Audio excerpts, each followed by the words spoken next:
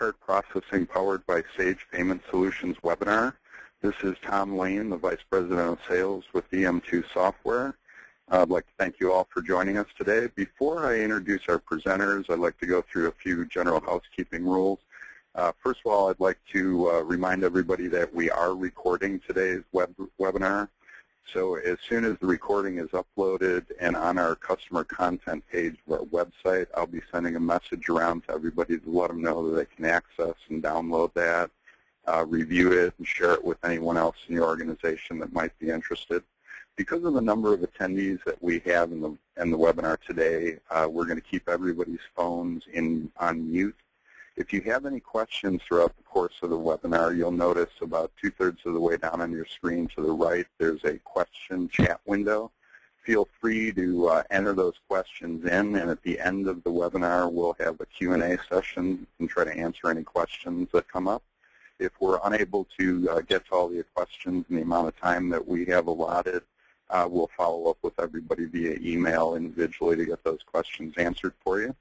On that note, I'd like to hand it over to Scott Longacre and Rich Engelhard with Sage Payment Solutions to walk you through a presentation that they have and then actually go into the software to give you a live demonstration of how Sage Payment Solutions credit card processing integrates with MAS. All right, Scott, take it away. You're welcome. Thank you. My name is, I'll introduce myself first and then I'll hand it over to Rich for a moment. My name is Scott Longacre. I'm a sales consultant with Sage Payment Solutions. I'm responsible to work with, to partner with companies to provide solutions that bring positive results. And I do this with Sage by working with partners like DM2. In fact, we currently provide payment processing to a couple of dozen DM2 merchants today, and in fact have thousands of merchants that have integrated payment processing into MAS.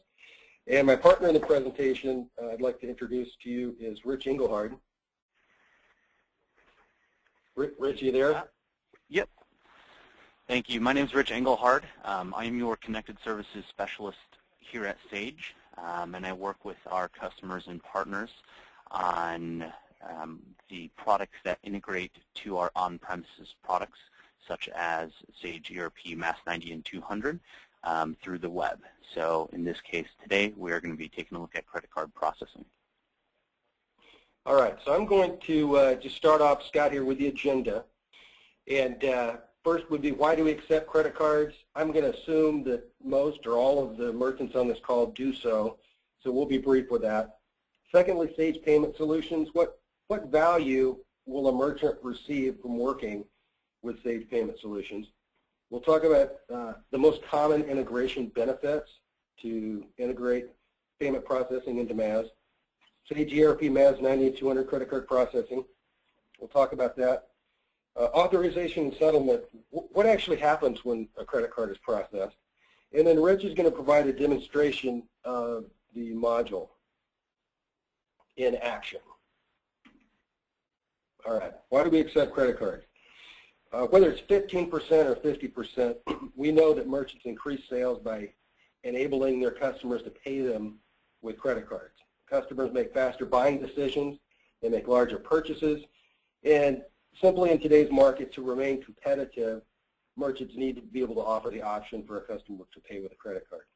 It gives them convenience. Goods get delivered quicker because the transaction can be authorized in a matter of seconds, which improves cash flow, and it allows you to focus on providing fuel instead of collecting cash.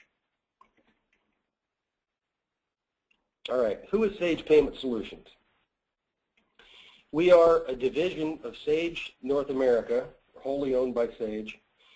We have been providing service for many years. This says 20 years. I have worked with the company in this capacity for about 8.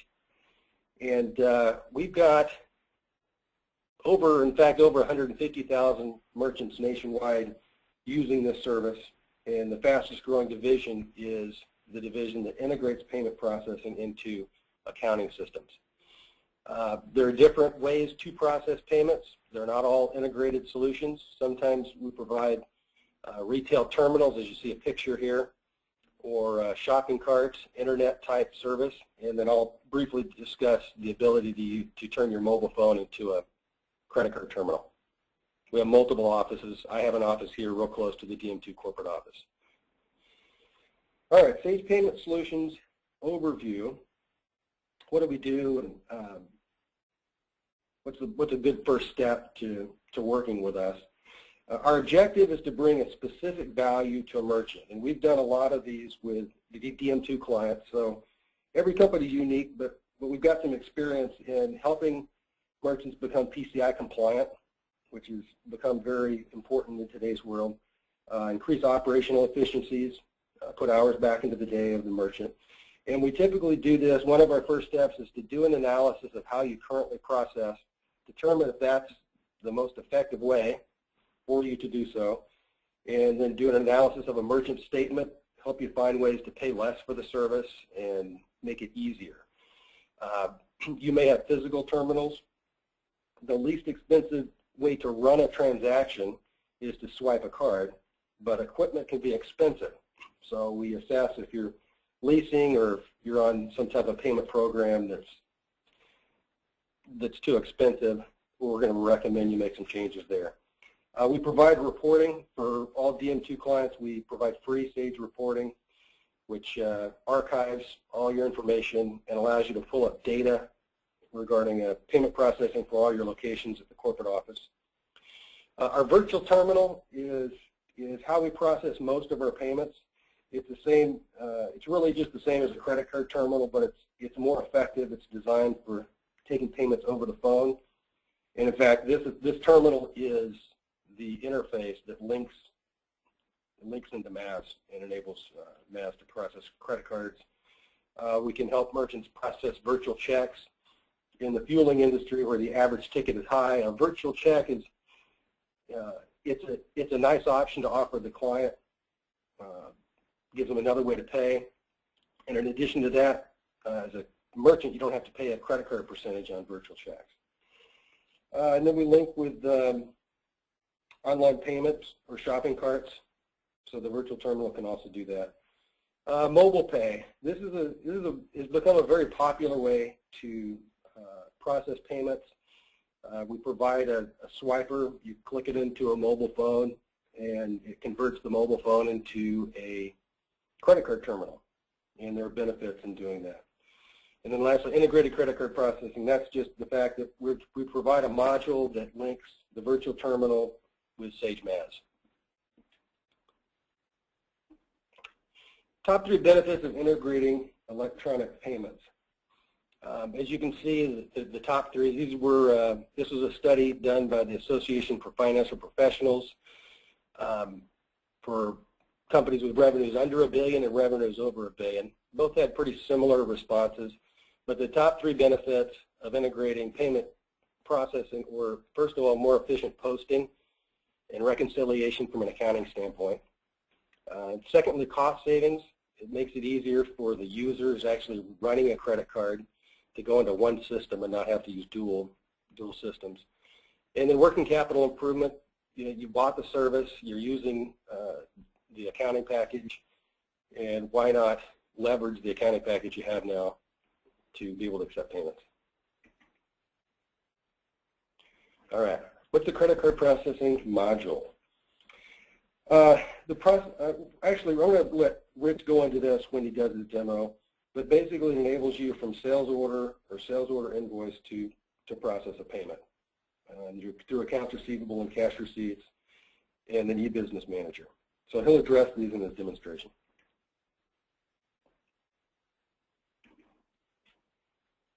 All right, what's the credit card processing module? This is going to maintain multiple credit cards per customer. It's going to truncate, for PCI compliance, it'll truncate these cards. So you'll see some of the digits, but it'll save all the credit cards that you've used with a particular customer. Supports multiple credit card types, so Visa, MasterCard, American Express purchasing cards. Security and peace of mind. We do encrypt the data and provide card not present features. Transaction data is retained in MAS, so for repeat clients, you don't have to re-enter that information. Okay, authorization and settlement. What actually happens when you process a credit card? Well, from within the accounting system, Sage ERP MAS, clicking on this thing, there we go. An authorization is made, and it's sent from your accounting package to the Sage Virtual Terminal through the network. In fact, Sage is a processor. So it goes through the network to the issuing bank. Now that's the bank that issued the credit card. Then an authorization is requested.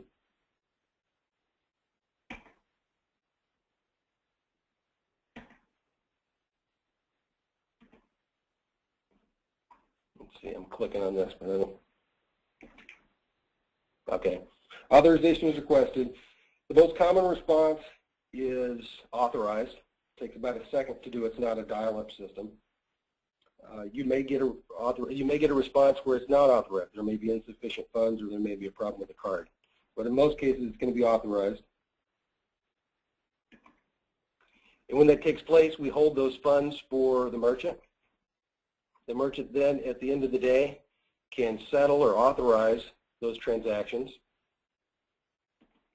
And once they're batched, as a Tier 1 processor, we send the file the next day to the bank. So that's how a card is authorized and how payments actually received. All right.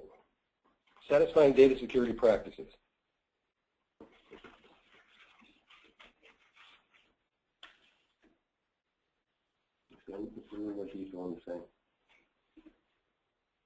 Well, I don't see it. Satisfying data security practices. Sage Payment Solutions provides solutions that help you become compliant. And so these are four of the main requirements to PCI compliance, and we can help you achieve these. So for protecting cardholder data, we encrypt the data, and as long as the information has been keyed into the right place, you won't be able to pull that information out at any other time.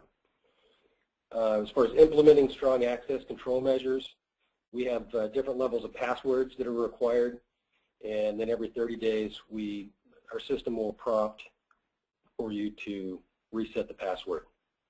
We also monitor and test the network whenever a merchant signs up with Sage. We do a network test to make sure that no one is hacking into the system, to make sure there aren't any open ports or vulnerabilities. And then lastly, maintaining an information security policy. It's a PCI requirement for merchants to maintain policies. Once we've done our first scan on the equipment, we can provide you with security policies in regards to how you handle credit cards and how you would handle fraud. And we encourage merchants to print those off and stick them on the wall or put them in a file folder so that if anything did happen from a security or fraud standpoint, that you can show the PCI Council that you've done your due diligence. And really that's all that's required, is for you to do your due diligence. And so most of the information is PCI requirements are taken care of inside MAS and inside the virtual terminal. A merchant will need to make sure that they're only providing credit card information internally on a need-to-know basis. But aside from that, 90% of what's required is taken care of within the module. Scott, what are some of the ramifications of not being in PCI compliance? Well, if a card has been compromised or stolen, and it was deemed that the merchant had not done their due diligence, had numbers in a Rolodex or in any written fashion, then there are fines. Fines can be thousands of dollars per card that was compromised. There's a required audit. The audit, it's say 10 grand or more. So it's very expensive, and of course it's painful having to report to customers that cards have been breached, that they didn't have proper security, and it's extremely time consuming. I have not had a merchant personally who's dealt with it, but I know merchants who have. In fact, I know merchants who've gone out of business because the fines were too extensive, they couldn't pay them, and Visa, MasterCard wouldn't let them process, and it took their business down. But they had not done their due diligence. They were expected to. It's been, I suppose it's been now 2 years that merchants are expected to follow PCI standards. And so for your, Tom, for your type of merchant, this has been real valuable because most of the work they'd have to do if they hired a PCI consultant has already been taken care of within the virtual terminal. But yet, I mean, you see articles all the time about companies that have been hacked and it found that they weren't compliant. It's not a pretty picture, but it's something that's easily taken care of. Yes, there's some pretty serious ramifications. Thank you, Scott. Okay. Then I think this is my last slide here. Just what are the benefits of integrating credit card processing? We've got thousands of merchants processing through Sage MAS today, and I would say these are probably the major advantages they tell us that they're receiving. What Rich is going to show you here, automatically connecting sales order invoice, and accounts receivable, cash receipts with the credit card authorization and settlement. Simplifying your current business process. It's one system. You're not tying up any other workstations or equipment. Increasing operational efficiencies is one system, one screen, one place to go. In regards to reducing liability and limiting exposure, trust me, you don't want to have the exposure of being caught not being PCI compliant. And the real key with that is simply that you've done your due diligence. There still may be some issue or port open in some piece of equipment that you couldn't do anything about. But if you've shown you've gone through it and you've got the reports that we'll provide you once we do the first scan and the policies, you're going to be fine. And of course, eliminating double data entry, it can put hours back into the week of your people. And of course, you want to leverage the technology that you've already purchased. So I think those are the main benefits that I've experienced through the 800 clients I work with. And that may be, Rich, that may be my last slide. Okay, well then before we jump into the question and answer, we'll jump into the demonstration and come back to the slide. So I'm going to go ahead and share my screen. And Scott, can you let me know when you're able to see my mass screen here so that way we can show to everyone? I see it. I see the community forums. Okay, yeah, you're good, Rich. All right. Well, what I'm going to start out with is I'm going to start out with our customer maintenance screen. And as we saw in the presentation from Scott, you are able to have the credit card numbers stored securely according to PCI compliance within the system. And that's going to be in customer maintenance. So when we go to our second tab here, additional tab, we can see here that we have our primary credit card information. So this would be the main card on account. Since we can store multiple cards, you can always change what the primary card is when this customer calls. In order to do that, you simply click the lookup button. And as you can see here, we can look up any other card. You see that all of the card numbers are X'd out except for the last four, and it lets us know what the payment type of the card is. So we're going to stay with our card like this today. And if you wanted to change any information or add a new card, you simply click Credit Cards. So if we were going to add in a new card, we would simply be able to enter the card information right on this line and be able to enter. Or as we want to look up a card, we can simply look up an existing card on file. So as we can see here, we have our credit card payment type. We have our cardholder name, which is the name on the card. We have the expiration date of the card, as well as the billing address of the card.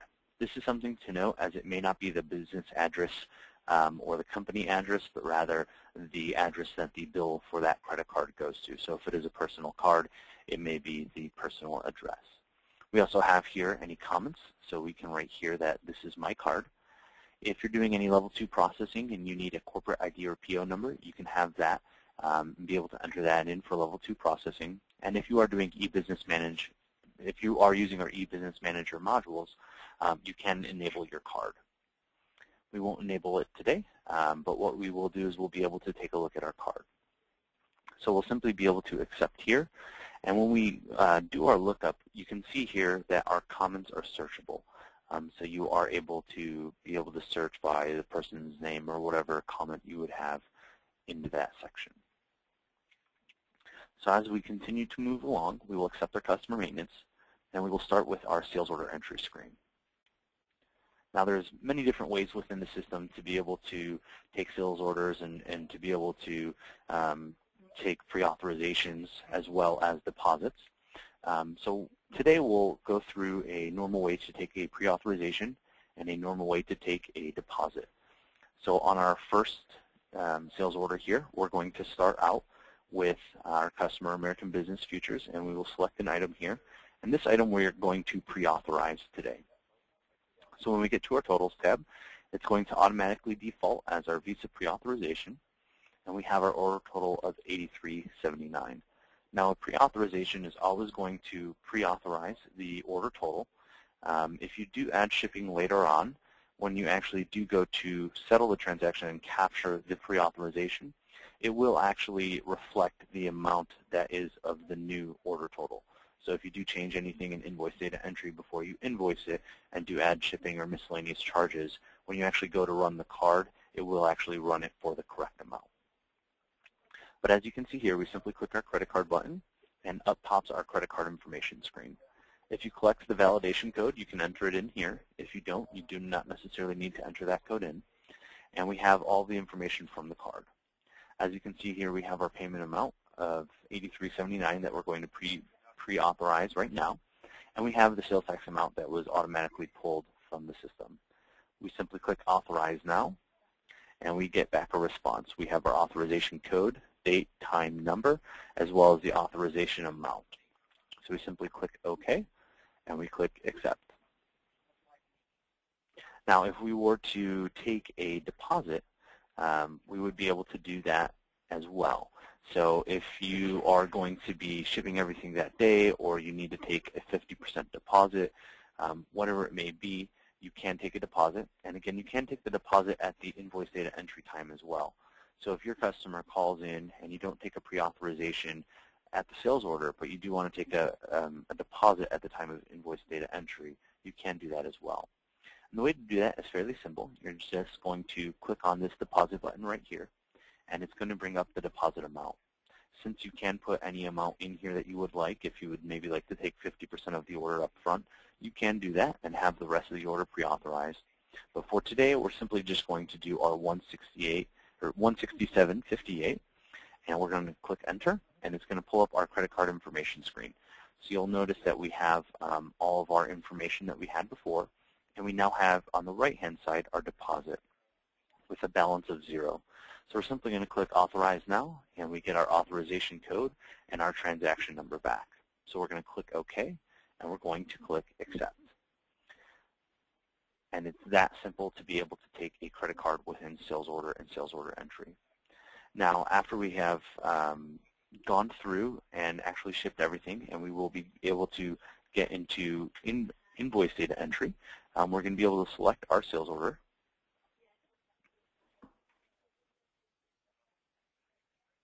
And we will ship the order complete.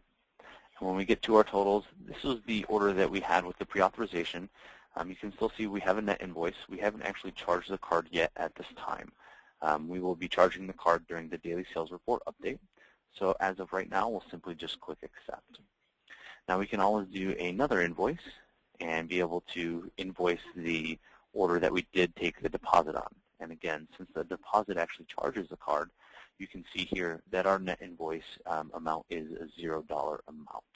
So we can simply click Accept here as well. At the end of the day, for the orders that you did have a pre-authorization on, that you did invoice, just like the order that we did today, you see that we have a Perform Credit Card Processing checkbox on our daily sales order sales journal. So if you do need to use this throughout the day without having to run credit cards, you simply uncheck it. And when you're ready to run all of those pre-authorizations that have now been invoiced, you simply click the checkbox and you can go ahead and run this. At the time, you're going to see, after we do run, it says Processing Credit Card Transaction, and it's going to go through and process all of those cards that need to get processed. So what we'll do is we'll close out of this, and what I'll do is I'll show you the last report that we get through here, and that is our sales order daily deposit recap. I'm going to zoom in so everyone can see. And we can see here we have our invoice number, date, our customer number, our bill to name on that customer, and we have a few things. One, we have a credit card payment approval number, which shows that a payment has been applied. This was our pre-authorization that we did. We also have a credit card deposit approval number, and we see here that the deposit has been applied. And this was, again, the deposit that we took during the sales order. So we'll go ahead and close that, and we won't update our system today. Now, a question that I get a lot that I would like to address here is on receipts. And receipts are customized, so we do not have a normal, necessarily a normal way to do receipts. But the way that we do receipts is through the crystal reports. So all of the information is within the data tables in the system, and you can work with DM2 to be able to create a custom report that looks like a receipt. So that way you can have your logo. If you do need a customer to sign it, you can have a customer sign it. If you want to, instead of having a receipt, just have the authorization codes be displayed on the invoices. It is completely customizable, so however you would like it, you can work with DM2 and they'll be able to design it for you. What we'll do now is we'll jump into cash receipts entry. So if you are not using sales order, or if you have customers who pay maybe on terms and would like to pay an invoice off later, you can always use cash receipts and be able to take a credit card within cash receipts. So at this time, we're going to go ahead and find our customer, American Business Futures. If we select the deposit type from cash to credit card, you'll see that we have our credit card information come up here. If you know the invoice number, you can enter it in at this time. And if you do have one invoice that you're going to be paying, after you enter in the invoice number and you select the credit card, it will auto-populate with that information. But in this case, what we're going to look for today is I don't know my invoice number, and I'm also going to be paying off multiple invoices. So we're simply going to tab through, and if this is the card we like, we can hit tab. If not, we can always click the flashlight and be able to find out which card we would like, but we will stay with the card today. So after we do that, you're going to see that the credit card information screen does come up. One thing you'll notice, though, at this point is we haven't selected any invoices, so our amount is 0, and our Authorize Now button has been grayed out. So at this time, the system is just confirming that this is the credit card we're going to use for all the invoices on this cash receipt in this specific customer. So we're going to simply click OK, and we're going to go to our lines, and we're going to pull up our invoices. So in this case, we're going to pay off this invoice with $85. And we're going to select another invoice here, and my mouse is on this one for $38.20. So we're going to select the invoice for $85 and $38.20. And we're going to come back to our header, and at this time we can select $123.20. And now when we click our credit card button, we see the $123.20 is there. So we can simply click Authorize Now, and now we have our authorization code, amount, date, time, number back. Simply click OK, click Accept, and make sure our deposit is in balance. You can also take a prepayment within cash receipts entry. So if you wanted to be able just to enter in the day as the transaction, you are able to do that as well. So we'll open up cash receipts entry again, select a new deposit, and we will show you that real quickly. So we have our customer, American Business Futures. We switch to credit card. We're going to confirm that this is the card we would like to take. And we can go to our lines. And for instance, today, since I don't know what the invoice number is going to be, I'm just going to enter in today's date. Click Enter. We're going to say, yes, this is a prepayment. And we can post whatever amount we would like. So now when we come back to our amount received, we simply are able to hit, or to put in amount received 100, and then hit our credit card button, and then we are able to authorize now. And we click OK and Accept. Again, making sure to make our credit card deposit amount in balance. That is how you're able to process cards within Mass90. And with that said, everything is within the system. So we haven't left Mass90 yet. Everything's really built in as part of the system. And we do have two options for settlement. And one is to have an automatic settlement where the system will automatically close your credit card batch and settle out your credit cards at the end of the day at any time that you would like. Otherwise, you do also have access to our virtual terminal to manually settle. So if you would like to manually settle, we do have that available. And we also do have additional reporting within our virtual terminal. So what I will do is I'll quickly log into our virtual terminal and just give you a quick peek around so that way you can see what it looks like. But again, everything is done en masse, and the beauty of the system is that we have built it so you don't have to go to the virtual terminal and you don't have to go into other screens, and everything is done within mass. But for those who may like to settle manually or to know where the information of the system has gone, again, as we saw through our authorization and settlement presentation from Scott, that this is where the information then resides. So we can simply click on our credit card button, and we get to our batch for our credit cards. As we can see here, we have a prior auth, which was the pre-authorization that we had before. In our virtual terminal, it will say auth only, and it will not be checked when it is just a pre-authorization. And this is because, as you can see, on our options at the top, we have settle check transactions and capture check transactions. So if you're just going to be settling the transactions that are ready for settlement, you'll simply just need to click Settle Check Transactions. And the Capture Check Transactions is there as a default as a result of if mass, for some reason, if you decide not to invoice it through mass and do it through a different system, you are still able to capture those pre-authorizations. But that is all the Capture Check Transactions is there for, and should not really be used by any mass customer. But the Settle Check Transactions allows you to settle out your credit card batch. So now we can settle the credit card batch. As you can see here, we can review complete, and now we can close the batch. We can, during the auto batch close, have this emailed to you, so that way you do have the batch results emailed directly to you. And we also have additional reporting as well, where you can find your settled batches, and you can click on any settled batch and be able to find out a little bit more information, be able to do any of the information that you would need, you can find out in your settled batch reporting.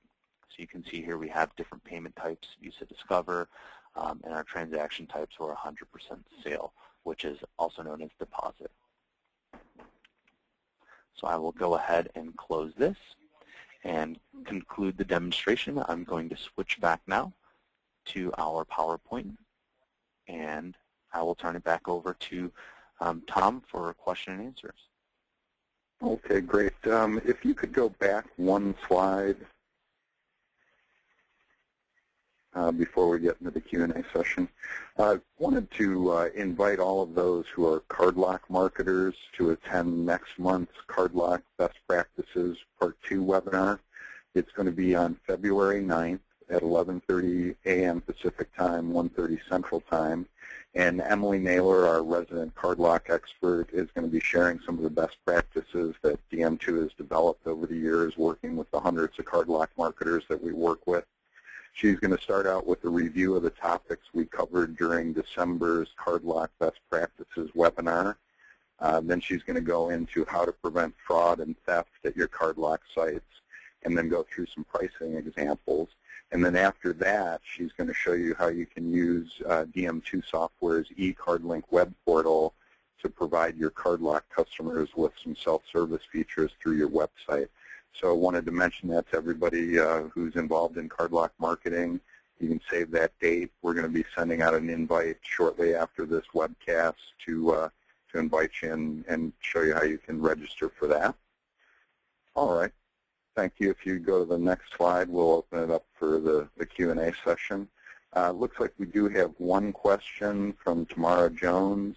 She's asking, what if you're trying to process invoices with prior dates? Won't that show the credit card is processing on that day versus tomorrow when the invoice is actually being processed? They invoice a day behind due to the delivery cycle. Okay, so the question is, Tom, if you can help me understand, is the invoice was the day before, and they're going to then process the invoice the next day, even though they're still processing it on yesterday's invoices through the MAS system. Is that correct? I believe that's what Tamara's asking, yes. Okay. And if that's the case, if you're doing a pre-authorization, that pre-authorization would go on the date you're actually doing your daily sales report update.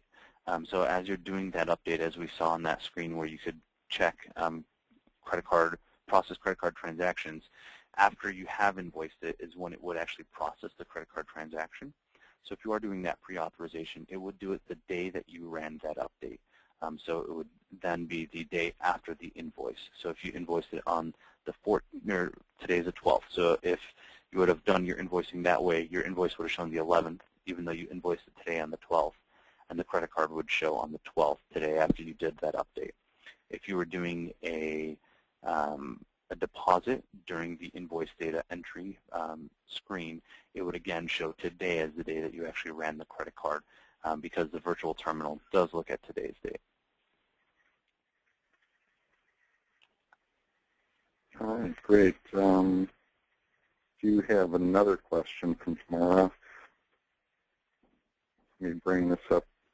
What about what's posting to the customer's account in AR or GL? Okay, great question. And so with the AR, when we jump into the customer and take a look at it, it will show as the invoice is being paid. And let me see if I can switch screens here and show you that.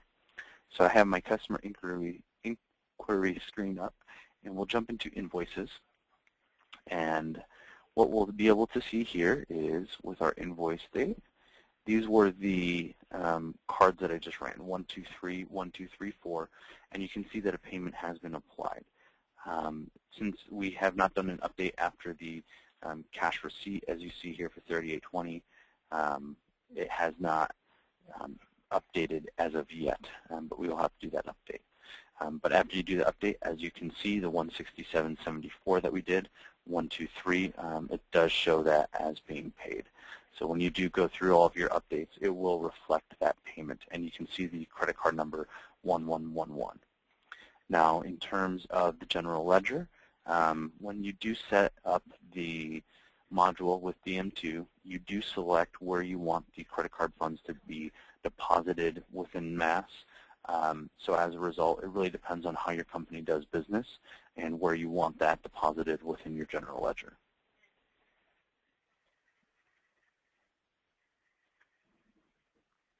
We'll jump back to our question screen. Okay, there's another question from Tamara as well. Is there a way to unclick a transaction from settled? Because she says she can't do that within their virtual terminal and is wondering if that is a setup issue. So after a transaction has already been run, there is no way to not allow that to be settled, because it does need to be settled when you actually go through.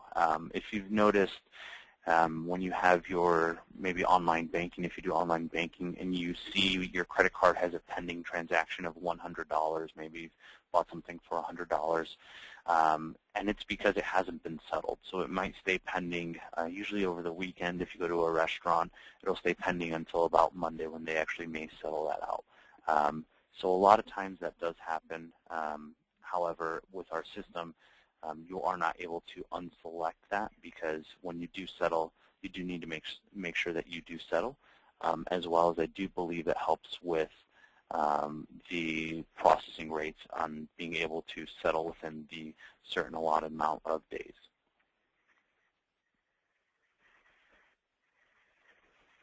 Okay, that it looks like all the questions we've got today. So I want to thank everybody for their time and their attendance for today's webinar. I want to thank our presenters, Rich and Scott from Sage Payment Solutions. And that concludes today's webinar. As I said, we did record the session. We'll be posting that on the customer content page of our website shortly. as soon as it's up there and available, I'll be sending out an email to everybody to let them know how they can access it. Once again, I want to thank everybody and have a great rest of your day. Thank you.